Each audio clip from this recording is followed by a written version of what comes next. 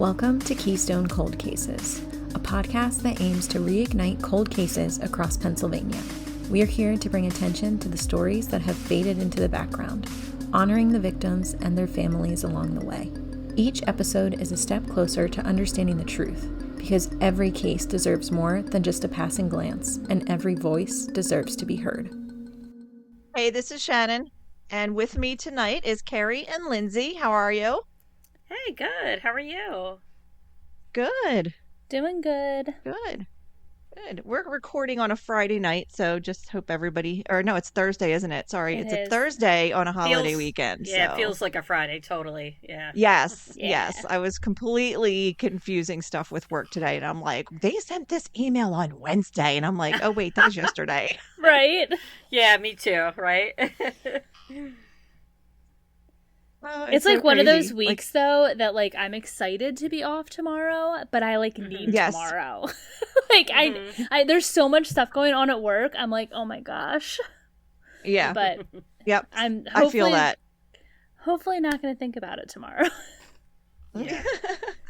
Deserve the time. And I'll be off. like this I'll be in this weird mindset for the next 3 weeks because I'm off. I only work 4 days next week and 4 days the following week. So I will not be in my right mind until probably August. You will not know the days of the week. When I'm back on 5 days. But that's kind of fun. Yeah. Yeah. But I'm looking forward to it. Nice. Yeah. So this week's case takes us to the West Oak Lane section of Northwest Philadelphia. We're going back to 1984 and the tragic murder of Donna Barkon Friedman shocked the community. So a little bit about West Oak Lane, because I've always heard West Oak Lane mentioned, but never really understood where it was. So I really kind of went into a rabbit hole with this case to kind of like map it out. And you'll see on the website, all these, how deep of a dive I went into mapping out this area. Nice. Yeah. So it is a neighborhood that was largely developed in the 1920s and 30s. And then there's some section that near the Cedar Brook section of the city that was developed like post-World War II. But West Oak Lane is known for its distinctive architecture, featuring larger and often detached homes, tree-lined streets, and modest yards. And that's what sets it apart from like the rest of the area of the city. Interestingly enough, this section only spans 1.75 square miles, and the neighborhood is home to approximately 54,450 residents. That's at the last, I think I found that on the website City Data. It's a multi-zip code community, so it shares zip code 19126 with the East Oak Lane section, and it shares zip code 19138 with the Ogontz section. Ogontz. And then so isn't that Ogontz, where my husband went to Penn State? Ogontz. Is that near like Ambler, like Montgomery County, or? Yes, interestingly enough. And Okay. I work in Drescher, which I didn't realize how close it was to this section of the city. Right. Like it's just bizarre because I just get on the turnpike and I just kind of mindlessly drive to the office when when I go in the office. And I was just like, oh my gosh, I can't believe I'm this close to that section of the city. It's crazy. Yeah, I didn't even realize. Yeah. I've been in the burbs so long that I'm just like, I can no problem get to like Center City and get to the sports complex. Mm-hmm. And then anything kind of outside of that, I'm just like very like doy, Right? about its location and its proximity to me. Yeah, me too. Yeah. And Philly, it's designed to be like really organized, but to me, it's not. Yeah, I've been working down in Delco a lot lately, and I'm like, I get so confused because it's closer to the city. Like I'm in Ridley Park, and all those places, and I'm like, I don't know my way around here. Mm-hmm. Yeah, I grew up in Delco, so any questions, let me know. Good to know. But back to this case, as of May 2025, the median home price was sitting around $255,000, and household incomes were typically in the range of 50 to 60,000, depending on the source. I found a couple different sources of the information, so I just kind of, put that range in there based on what I was able to find. But That's sounds actually kinda pretty nice. low Oh, you think Like, it's low? Yeah. for the income. Mm-hmm. Yeah. Yeah, We're the house. talking 1984. Oh, I was thinking. Well, when she this said is May 2025. No, this is this is now. This is current. Oh, Like currently, this is my what bad. this is. Oh, gotcha. yeah. Yep, you did say that. That's Yeah. my bad. Okay. Just because it sounds like it So- would be like a richer neighborhood, so it seems Right. Yeah. Right. With- Yeah, based on the description, like Right. the the the single tree family line should- you're- homes. The yep, yeah. Mm-hmm. yeah. Although I'm not gonna shake my head at a median home price of $255. That's a bargain, right now, now, yeah, for especially when sure. you're talking about in city limits. Oh yeah. Yeah, So- for sure. All right. And then so one kind of a claim to fame for this area, there was the West Oak Lane Jazz Festival, which ran from 2003 to 2012. And that brought like a soulful energy to the neighborhood and had iconic performances by like Shaka Khan, Tina Marie, Jeffrey Osborne, and Chrisette Michelle. Now, I'm pretty sure everybody's heard of Shaka Khan. Oh, Jeffrey Osborne, yeah, he's got that real deep, rich voice, if I'm Mhm. remembering him correctly. Tina Marie had a big hit, I think, in the 80s, and I, for the life of me, can't remember it. And like I wanted to try and remember it off the top of my head, and it just Mhm. does not want to come to me. But yeah, like I was like, oh, I'm familiar with 3 of those 4 people. The community is also home to several historic landmarks, including the Philadelphia National Cemetery, which was established in 1862, and that was added to the National Register of Historic Places in 1997. And then we also have the Mexican War Monument, the Confederate Soldiers and Sailors Monument, the Revolutionary War Memorial, and then there's the historic Ogant's Hall, which I think right now is just being used like as apartments and businesses, but another historic place within the West Oak Lane neighborhood. Cool. Awesome. Yeah. So at the time of Donna's murder in 1984, Philadelphia's mayor was Wilson Goode, and he was the city's first African American mayor.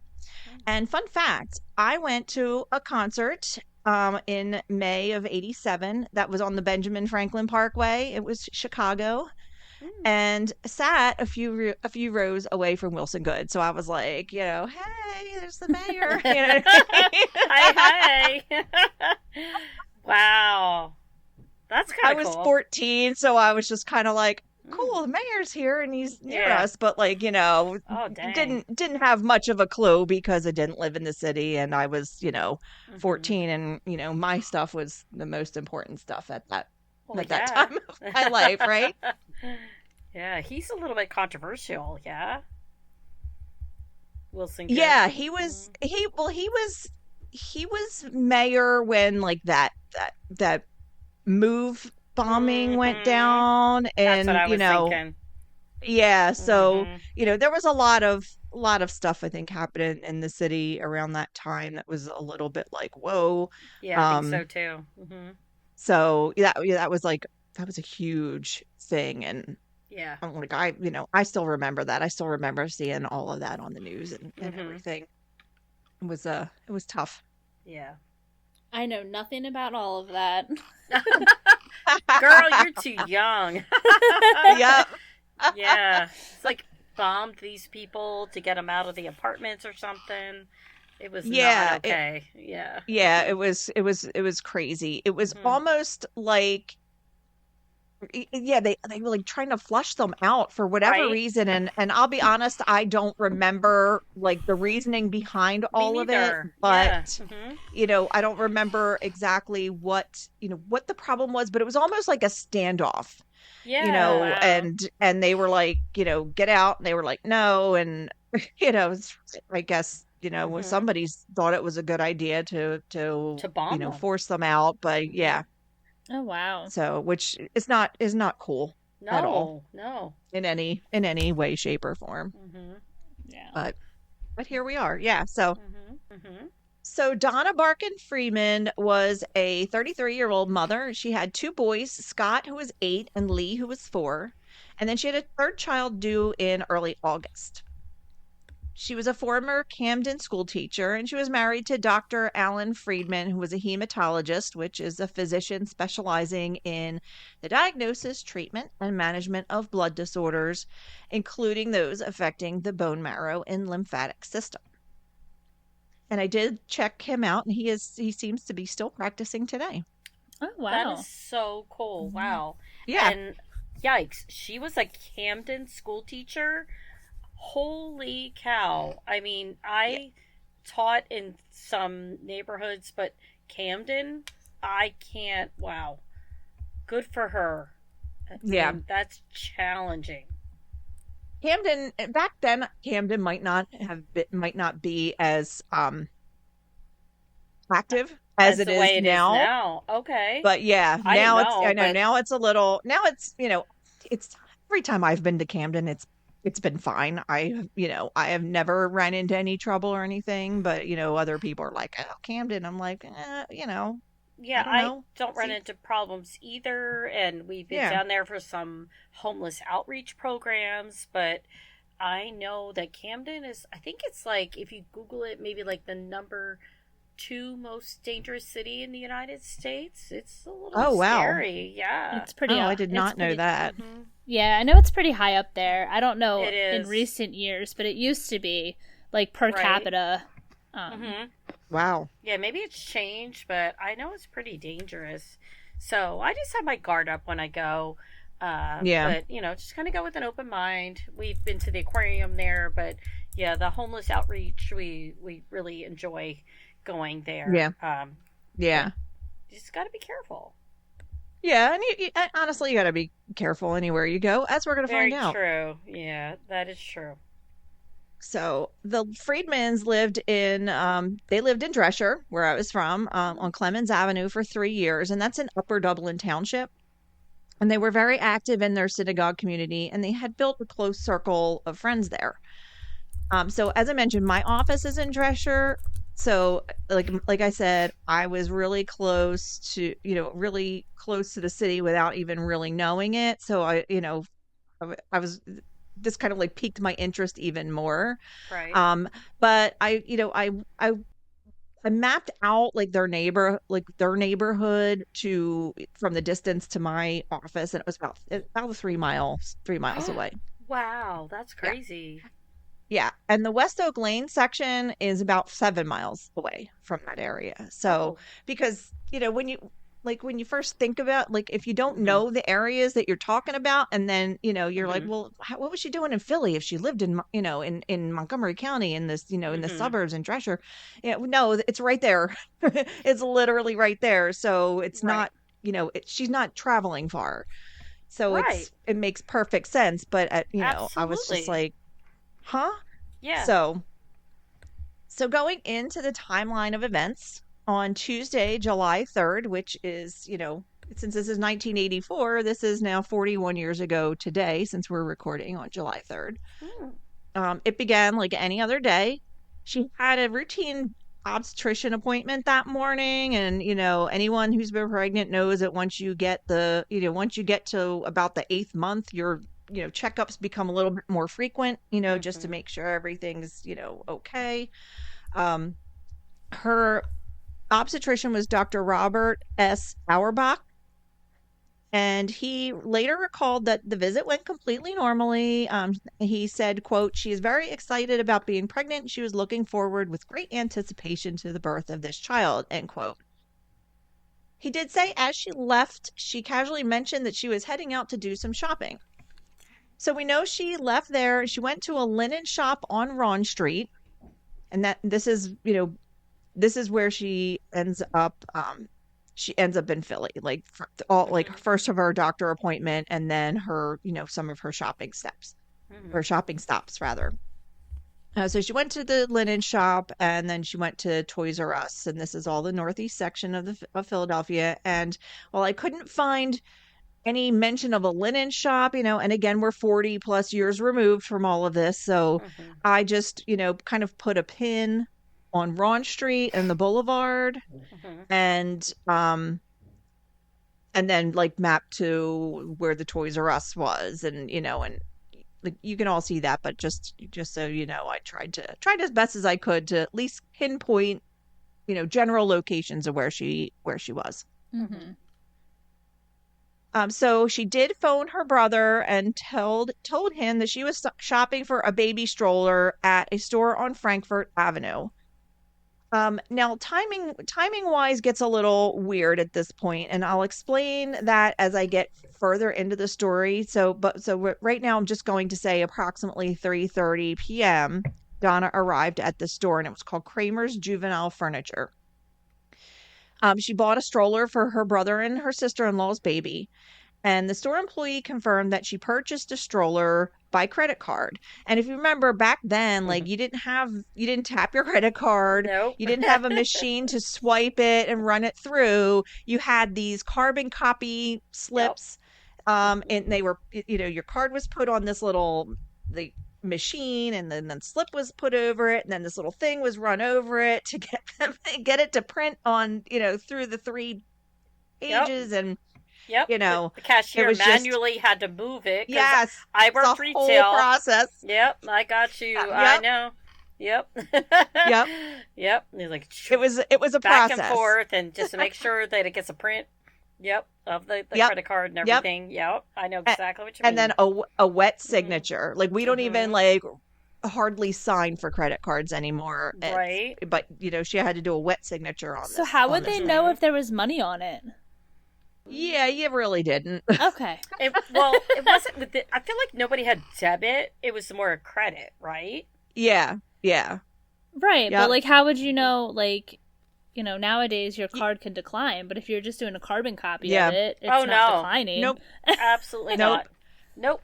I don't know if it was then, but like it came later where you had to call the credit card companies and then get like a confirmation number. I don't remember. I don't know if that was back in 84, because was I working in 84? I was not working in 84. Actually, I said I was 14. I was 12. So I was not going to age myself any faster than I need to. But yeah, like it was. You're right. I remember that. I know when I actually got into retail, I think we had to call for credit cards. Cash was king back then. Yes, I worked in the 90s. Yep. Yeah, and we would have to call to get the confirmation. I worked for a store called Caldor, if y'all remember. I remember Caldor. Remember Caldor? There was one in the Northeast where you're talking about on the Boulevard. But yeah, I didn't work at that one. I was in the suburbs, so. But yeah, Gotcha. like things were just so different back then. Yeah, you would just like run over the credit card with that little manual machine. Yep. So they would have that copy, so they knew, they had somewhat of a record that she was there, right? Yeah. Yep. And after the transaction, they loaded the stroller into her car and she left. And this was the last place that she was seen. So Donna was expected home around 4 p.m. And she had left her kids with a babysitter. And Alan got home, I guess, around the same time, around 4, because they had a 6 o'clock dinner, a family dinner for Alan's grandmother. And that was occurring in a restaurant. But he became concerned when she didn't return, for hours after being expected home. So the family members that were at the restaurant already left. They went to Alan's house, and then family and friends, like, they started searching for her. They were calling hospitals to see if she had been brought in, and that didn't pan out. So Alan notified authorities, and a description of Donna's car, which was a 1984 Oldsmobile Cutlass, was reported on broadcast news. So now coming in onto July 5th, so we're 2 days later, And that evening, a woman in the West Oak Lane neighborhood saw a man who she believed him to be in his 20s or 30s getting out of a car linked to the missing pregnant woman, Donna Barkon Friedman.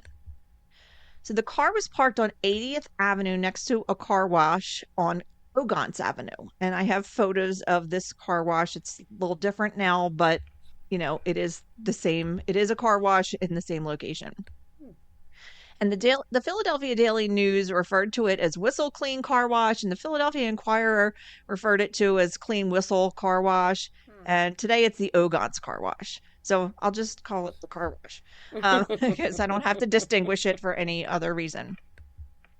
But concerned, this woman called the Channel 6 news tip line. And then the person who took that call called Upper Dublin Police Department, and then they contacted Philadelphia authorities. So officers got to the vehicle and confirmed that it did belong to the Freemans, and they began to search the car. And when they got to the trunk, they made a grim discovery, which was Donna's body was in the trunk. Oh, no. Oh. Yeah. She had been brutally beaten in the head and shot twice. Oh. So this brings the question, how does a pregnant mother simply running errands meet such a violent end? Right. I mean, and because that's also like a personal, like brutally beaten, like. Right. Yes. Yeah. That just feels a little bit more personal than just a random. I agree. Yeah. It's sad. The whole thing is just very upsetting. Mm-hmm. And that night it was raining heavily. So to protect the integrity of evidence, police had the car towed away with Donna's remains still in the trunk. Yeah. I completely understand these actions. But that that just kind of like it gutted me. It was me too. It's very upsetting, especially you'll see one of the pictures from the newspapers is the car hooked up to the tow truck. And when you know that she was still in that trunk, it's just that much more upsetting. Her baby in her belly. I mean, she was, 8 months pregnant? That's a baby. Yep. Oh, yep. No. I know. So the car wash it's very upsetting. I was just like, I was very affected for a while by that. So it took me a little longer to finish this case because I, had to take a beat, had to kind of sit with it. But the car wash had a surveillance camera, and police requested the film. Initially, they were concerned that the camera didn't have a wide enough lens to provide any footage of the vehicle, but then they found out that there wasn't any film in the camera anyway. So that camera was ultimately a dead end. On Friday, July 6th, police released a composite drawing of a man a witness reported seeing near the car around 7 p.m. on the evening of July 4th. So we know she disappeared on the 3rd, and now we know that the car was in that spot on July 4th. So even though it wasn't reported till the next day. Police stressed that the man was sought for questioning and not considered a suspect. And there is a picture of him in that will be posted on the website also. So during the investigation, the detectives confirmed that Donna's body was partially decomposed, so her body was identified using dental records. Her husband and brother consulted with the authorities at the morgue, but detectives stated that they did not view the body. Now, knowing this is July, and we know what July in Pennsylvania, typically is like. I did go look up the temperature like during this time, and if we look at the time that she was last seen, which I'm going to call like 3:30, 4 o'clock on July 3rd, the temperature was 84 degrees, and then on the 4th it ranged from 72 degrees to a high of 86 degrees, and then July 5th. The low was 77, high was 86, and that was all before the rain moved in. From what I could find, the rain moved in around 9 p.m. that evening. And now, mind you, internet wasn't a thing in 84, so, I can only report as good as the info that has been, I guess, archived and and Right. uploaded to certain sites on the internet. But it did appear that there was around an inch of rain that night, and temperatures dropped to 70 degrees by 11 p.m. So we know it was, if she's in that car from like the evening of July 3rd to the evening of July 5th, you know, 86, 84, 86 degrees, that's hot. So Yeah. naturally decomp is going to occur. And if she's in the trunk, I'm thinking it's hotter than that. Right. Right. Yeah. Yep. Yeah. No air circulation. Mm-hmm. Yeah, the humidity. Those cars were metal. Right. And humidity coming in too from the rain. Yep. Mm-hmm. Yep. It doesn't sound like it would happen, but when you kind of put it into that perspective, yeah. Yeah. So on July 8th, Donna's family held her funeral, and there were no leads in the case at this point. A task force was established, and it convened in an office of the Abington Police Department with a sign declaring no admittance. So only task force members were permitted in this office, which was indicative of the intensity and the secrecy of this investigation. And we've talked about this on many cases before, that investigators do not always share the details of their investigations to avoid jeopardizing the case. And they also want to make sure that they're not putting stuff out in the public that they can use to identify a suspect or, right. or have somebody confirm details of the case. Right. Took me a while to realize that. At first it made me angry that they're like, they don't, and in many, many cases, like, why don't they just put that out there? I'm like, oh, it makes sense. They hold that in because they need that for the integrity of the case. I get it. But it took me a while to get there. Yeah. Well, we look at things through a different lens, We're looking at it as like, hey, the public needs to know so that they can, be aware, and they know what's happening and who's doing what and what they should be looking out for, but not realizing it that this stuff sometimes just needs to be, kept on the down low. Yeah. For the greater good. We Correct. need to kind of sometimes take ourselves out of the equation and realize, hey, it's not all about what we want. Right. Very true. It's hard to do. Sadly, this task force did not turn up any leads or evidence, and it was disbanded in September of 1984.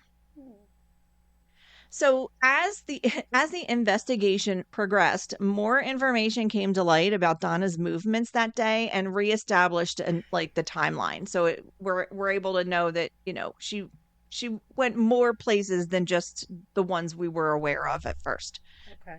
So first we know she went to her mid-morning appointment with her OBGYN, followed by the linen shop and the Toys R Us. An unidentified hairdresser from Latoile Beauty. All right, let me start that one over.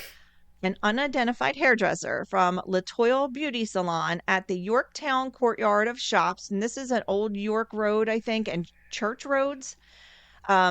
She came forward and said Donna had a 1 p.m. appointment with her. They were backlogged, so Donna did not end up leaving the salon after her appointment until after 3:30. So now this shifts our timeline a little bit, because initially we think she's at the juvenile furniture place, Kramer's, at 3:30. So obviously it's not going to, it's not throwing the timeline off by like hours. It could, might just a little bit, but we know that there's now more of a track of her movements. So this was Donna's first appointment with this salon, and then the hairdresser had left for vacation, so she didn't even know that Donna was missing and murdered until she got back from vacation, and that's when she contacted authorities. So next, Donna was seen at Philadelphia Savings Fund Society, which, if you're familiar with the area, it was PSFS, which was like a huge bank at the time. So she went there, and that was on Old York Road in Jenkintown. And she was there at 1:30. So, if there's a backlog at the salon, she was supposed to have an appointment at 1, and they were backed up. She probably, it appears she left and went to the bank. Were they close in proximity? Yes. Okay. Yeah. I have that mapped out. Nice. Yeah. So then after the bank, she went back to the salon. So we'll say she was probably at the salon from 2 to 3:30. Okay. So then from the salon, she would have left and gone to Kramer's Juvenile Furniture, and that was approximately 5 miles away, maybe a 20-minute drive. And then after that, she would have headed home. That was about 11 miles away. So that's probably, depending on traffic, probably like 30 to 40 minutes. So if her original appointment was at 1:00, she probably would have been there from like 1:30 to 2:30, went to Kramer's, she would have been home by the 4 p.m. timeline that she was expected. But knowing that it went late, she probably would have now been home around like 4:30, 5 o'clock. So based on the mapping I did of her movements, and again, all approximate locations, if I couldn't find like an actual physical location. From her doctor appointment to the stroller purchase totaled less than 20 miles of driving. And considering she, let's see, linen store, Toys R Us, doctor's appointment, Kramer's Juvenile Furniture, hairdresser, PSFS, that's 6 stops total. So 20 miles, 6 stops, does not seem unreasonable to me. No. Especially if that's your day. That's what the day you're planning is, to run all of your errands. You just knock them all out at once, right? Right. So let's get into the suspects. So on Friday, July 13th, 1984, the Philadelphia Inquirer published an article about 2 men being sought in Donna's murder. Previously, they had abducted, beat, and raped a Montgomery County woman, leading police to consider them the prime suspects in Donna's murder.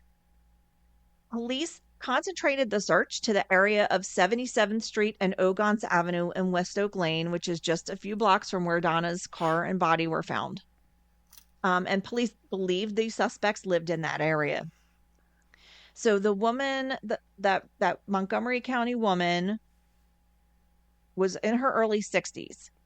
She told police she pulled into her driveway at approximately 7:30 p.m. on Sunday, June 24th, and 2 men approached her asking for directions.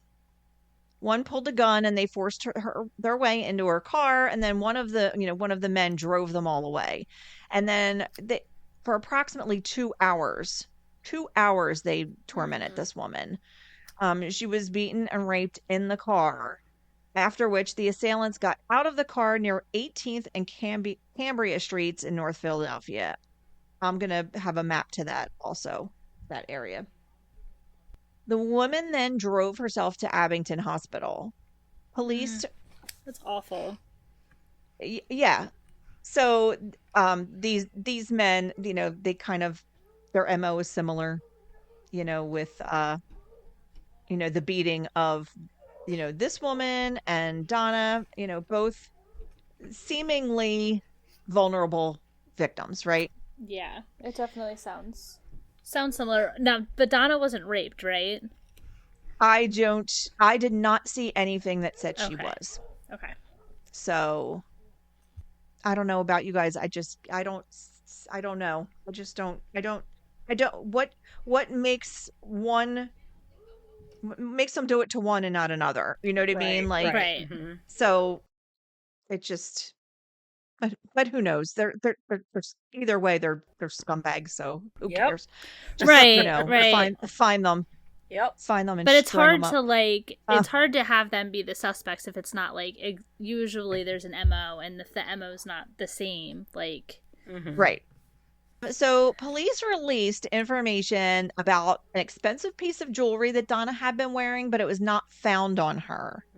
So, if she was wearing this and these guys did what they did, they probably just snatched it. And then they snatched that necklace right off of her. It was a 14-karat gold pendant with 2 large 20-point diamonds, 12 small diamonds, and it was all soldered into a gold serpentine chain. Gold at that time, like back then, like I used to wear, I always used to wear gold. Now I wear silver. But it was like it was almost like part, something gold was almost part of the outfits of the 80s, I feel like even the guys had gold rope chains, Oh, yeah. So it was probably a big ticket item that they likely snatched to cash out. Remember on. the dog tags? Did you have a dog the tag? dog tags. I did not have a dog tag. I never got one. I always wanted one. I never got one. Oh, I got one. I got my name engraved. Oh, heck yeah. I did have a a charm that was my name. It was Shannon, like going down. So like, S on the top and on the bottom. Yeah. I think I still have it somewhere. I think I saw it like not long ago. I was like, ew. Like, what do I do with this? What the hell do I do with this? I know. It's like nothing now. But back then, you were the shit. Oh yeah. And everybody had them. Everybody wanted them. Like everybody wanted to be everybody else back then. It was so crazy. A bunch of clones. We were a bunch of clones. Yep. So police also revealed that a woman whose identity they did not release. Police also revealed that a woman whose identity they did not release contacted them to say that the same 2 men who had abducted the first woman had killed Donna, and claimed that a woman was with the 2 men when they abducted Donna. So this information impressed investigators as the similarities between Donna and the other victims' cases were not made public. So again, back to the whole we're not putting this out in the public now, because we need to confirm. So, and this is one of the reasons they do that, because they got this call that, linked the 2 together without having to, link the 2 together in the public. So this is a different person that was abducted by them, saying that she was there at the same time that the situation with Donna happened? I don't know if this woman was with them or if she had information. Okay. They just said that she contacted them and said that these 2 men that did this, that beat and raped the woman in her 60s, that from her home, were the same ones that abducted and killed Donna, and saying that there was a woman with them. Now, whether or not, I'm guessing she wasn't the woman, but I don't know for sure. Right. Okay. Only because of the way it's worded here, but that also could be like a deflection. You know what I mean? So people are not going, are not thinking that this woman's trying to get out of something by ratting on these people. I don't know. Yeah. Well, yeah.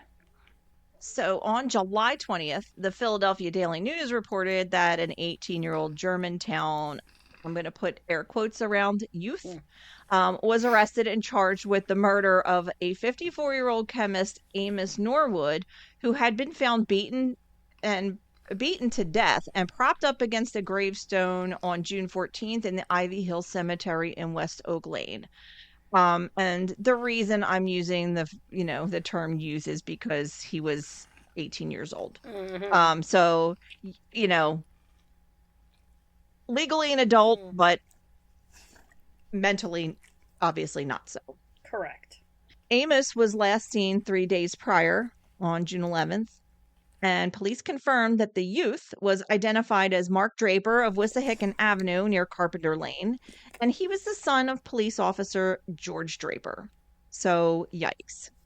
So now we have, a cop's kid, that beat somebody else to death.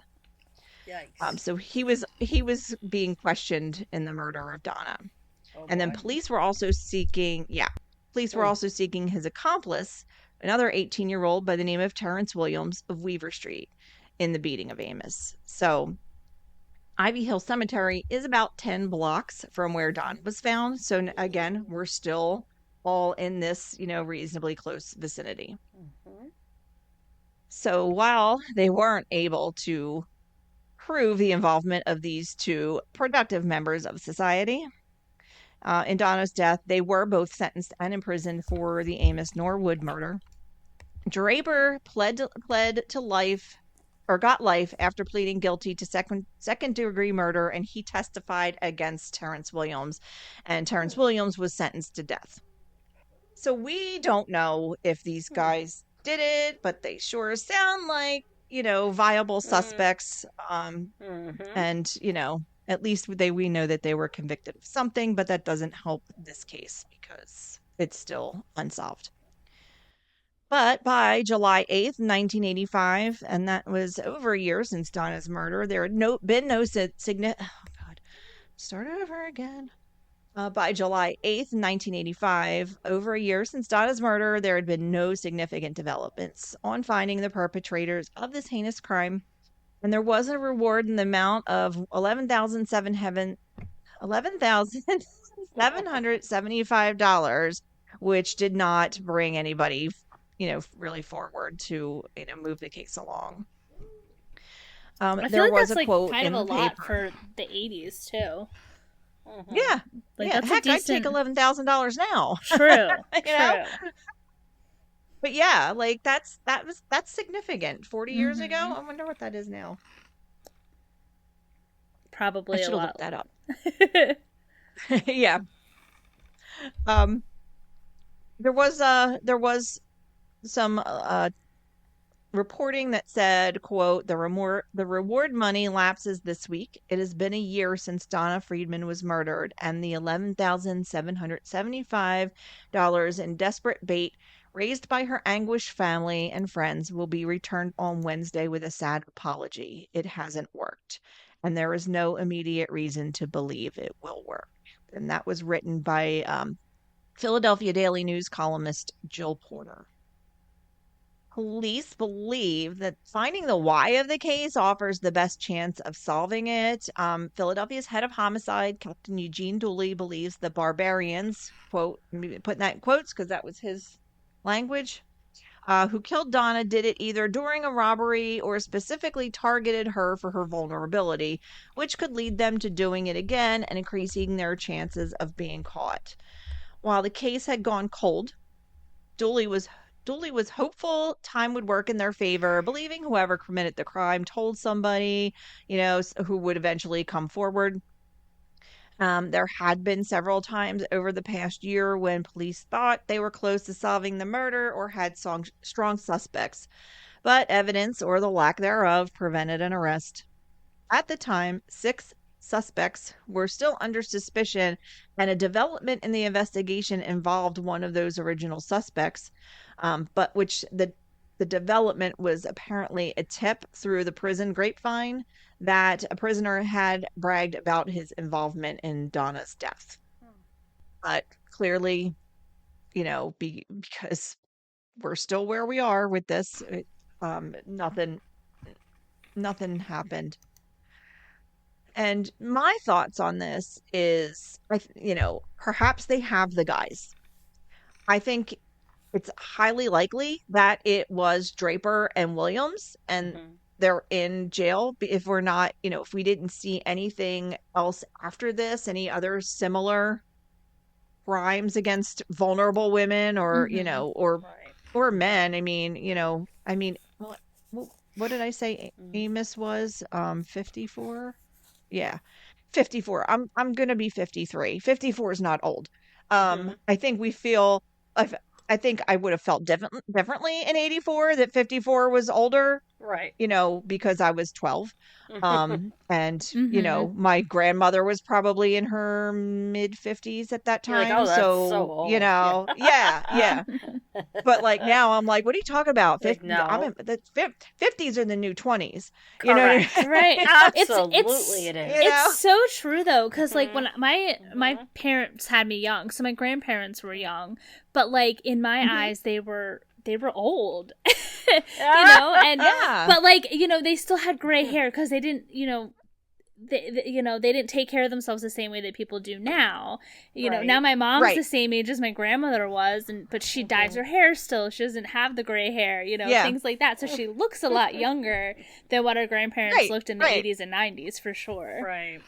Yeah, definitely. I mean, look at the Golden Girls when that aired. They were all like, right. They were all billed as being like old. You know what I mean? But like they weren't. No, they weren't.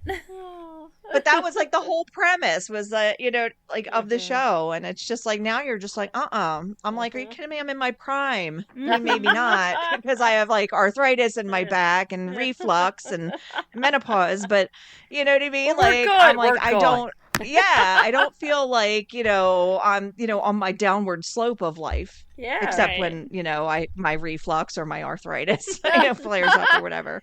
We're good. So anyway, by the end of August of 1984, women in the area were taking self-defense classes out of the fear that was generated by this murder. There was an instructor at American Karate Dojo on Easton Road in Glenside. Her name is Susan Atwell. She herself had been the victim of several crimes, and at a friend's suggestion, she decided to take karate so that she was able to defend herself. And she found that like knowing how to defend herself seemed to like keep her safer, at least in her own mind. Like it's like, oh, because I know how to kick some ass. I now don't have to kick some ass. It's almost like a karma thing. Like, I don't know if it's probably like a lack of awareness and confidence that is outwardly visible to other people. I was going to say, I think that it has something to do with confidence, because you can just tell people that are like really confident in themselves, and they're the ones that aren't afraid they're not going to take shit from anybody, versus somebody who's more timid. It's like, oh, you're an easy target, versus that person that's like walking like they mean business. Yes, 100%. 100%. And I used to be one of those timid people, and then I stopped, and now I'm just like, sometimes I'm a little more reactive than I like to be. Me too. And I have to like, Shannon, and calm down now. Take a minute, but still, like at the same time, I don't feel like I will be victimized, or anybody wants to give me any grief. You know what I mean? So Susan began teaching this women's self-defense class, and she had one student in the week before Donna's murder, but after that her class size increased to 12. Oh wow. I know.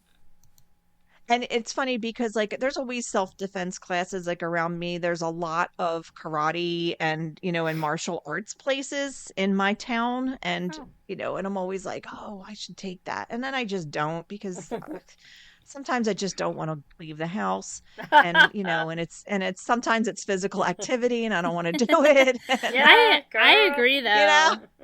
Like every once in a while I'll see like a free women's self-defense class, and I'm like, that would be really cool. I don't like to do things by myself though, so I'm always like, me neither. Yeah. But like I think it would be like beneficial for sure. It probably would be. Yeah. Yeah. Like my dad did teach me a couple moves, like, when I was younger that I've retained. Just a couple, the points to hit so that you can give yourself a chance to get away, like Absolutely. The rib cage, the nose, the groin, the eyes. the foot, yeah, anything that you can, that's like I guess mostly a soft tissue sensitive area, right? That's correct. Yep. And then and then in Miss Congeniality, she told us to sing solar plex, instep, nose, groin. So I always remember that. Yep, I remember that one too. So, but again, like, just because somebody showed me a couple, a couple things, or, or I watched that movie too much, it doesn't mean that I have the ability to execute those types of moves if I'm in the situation. And this is one of the this brings me to some of the things that Susan teaches her students, which when, I was so happy that I stumbled upon this article because I was just like, this is fantastic information. So, first is you react with anger, not fear. Like get mad that you're being victimized, that somebody's trying to take advantage of you, right? And then she's also said to turn terror into rage. So not only get mad, but let's fuel you. Yeah, you're like, screw you, you are not gonna hurt me. Yeah. Right. Exactly. Third is she said is to never ever act like a victim. And then the next one, I love this, and I never would have thought about it because I always think if I try to scream, they're either going to kill me immediately or they're going to cover my mouth or whatever. Right. But she said your scream is one of the most powerful weapons you have, and the reason being is the shout or the scream can startle the attacker. It's not just to draw attention to your situation, but if they don't expect it, it could kind of give them a start where they're like, oh, wait a minute, and that throws them off, right? Right. I'm with you though. I always think I have to be super quiet and I would have that thought process too. Of not making a sound. I don't want to draw attention. I don't want to provoke this person. But it probably has. Right. But I think that everybody has that, and that's what it's always how it's always seen in TV and movies and things be quiet, don't make a noise. That it probably does very much startle the attacker because they're really not expecting it because it's so out of character from everything we're kind of taught. Yeah. And you know what's funny too? That whole thought process has, I think manifests in dreams. Have you ever had a dream where you're being attacked or victimized or something and you need to scream and you have no voice? Yes, you can't. Yes. And it's the most startling thing for yourself. And I've woken up, several times and had trouble going back to sleep because I'm just I don't have my voice. So, maybe that's a subconscious thing. You need to use that. Right. Absolutely. And I tell my girls all the time, my biggest thing is if someone approaches you and they are saying, maybe they have a weapon and you're coming with me. Oh, hell no, you are not. You're not going to the second location. Never, ever, ever go to that second location. If you're in the Target parking lot or whatever it is, you scream, you kick, you fight. I don't care what they have. Yes. Because they're not going to do anything to you in public. What they want to do to you is going to be done in private. So you always fight back. Always. Yeah. 100%. The next tip is the importance of eye contact during an attack. She said to quote, look around to see where he is and to make sure you maintain eye contact. If you lose your eye contact, then you are assuming that you are a victim. Oh. And that's interesting. I get this because I've always followed the advice that to make eye contact with people you come across. Even if you're just walking down the street, if somebody's coming towards you, look them in the face, look them in the eye, say hello. It lets you know that you see them. Yeah, that's a good point. And then, not that everybody that you're walking past down the street has horrible intentions, but you acknowledging them lets them know that I can ID you later. I need to, you know what I mean? Yeah. And that makes a lot of sense. And I think that that's really important to kind of touch on a little bit because people that suffer from things like social anxiety or anxiety in general, eye contact's really challenging. I suffer from it. It's very hard for me to make eye contact with people. And when I go places like New York City, I am one of those that I don't want people to know that I'm here, and I avoid eye contact or, things like that. If anybody in my group starts trying to talk to people, I'm like, oh, don't talk to them. So I think that this is really important to definitely highlight, and it takes practice for a lot of people. Yes. So for sure. Yep. Yep. Yeah. I used to be one of those that shrink. I would shrink myself, make, I want to be too. unseen. Now it comes with age. It comes with experience. It comes with, it comes with confidence. Like now I will strut my ass down a street and I will say hello to everybody that I come across. Like it, and it's not just, a protective measure. Like it's also nice. It's nice to just be walking around and just saying hello to people because you don't know what they're going through. It could just brighten somebody's day. If everybody did it, it'd make the world a little bit nicer, right? I agree. But it's, I don't know. It's something small, but it serves a couple of purposes. And then last two, a very important part of this self-defense business is showing you have the fight inside of you, the determination inside of you to do all of this. And that's so powerful. Yeah. Like you really have to be your own advocate. Yep. And then finally, she said, above all, don't put yourself in a dangerous situation. Yeah. Well, we try not to, but right. It happens. Right. Yeah. Sometimes you just wrong place, wrong time. Yeah. Sometimes it's not of your own choosing. Sometimes it is, but just take care of yourself as best as you can. So in closing, Donna Barkon Friedman was a young woman. She was full of life and hope and anticipation as she prepared to welcome her third child. Sudden and tragic death left behind a trail of unanswered questions and a family shattered by grief. Decades later, her loved ones and the community are still searching for justice. If you do know anything about the events surrounding Donna's death, no matter how small, please come forward. You can contact Philly Police at 215-686-TIPS or 8477. You can contact them by email at tips@phillypolice.com or online, and this can all be anonymous as well.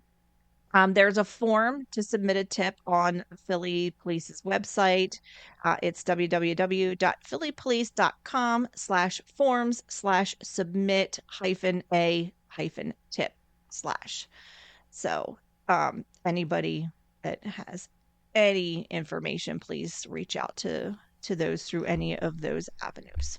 Yeah, I love that you could do that anonymously. Like, that's wonderful. Because sometimes that's scary to come forward or just be like, oh, maybe I saw something or maybe I didn't. But just put it out there. It's okay. Just say, maybe I thought I saw this and it's all right. Then maybe police can just investigate. But I wish that people would just put themselves out there and just put it out anonymously if you don't feel comfortable and let them know. Yeah. 100%. It's, we all got to kind of take care of each other, Absolutely. Like there's a lot of bad people out there. There's a lot of things out of our control. So, it's scary. Yes, it's, putting yourself in a vulnerable position for somebody you may not know, but, would you want someone to do the same for you? Absolutely. Or your daughter. Like, yes. Yeah. I wish that someone would do that. Yeah, for any of my family members. So, like, even the littlest thing can help. Yep. Me too. But that's all for tonight. Thanks for listening, everyone. Yeah, awesome job, Shannon. Thank you.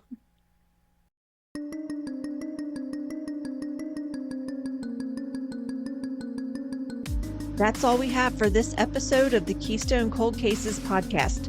Thank you so much for listening, and please consider leaving us a review wherever you get your podcasts.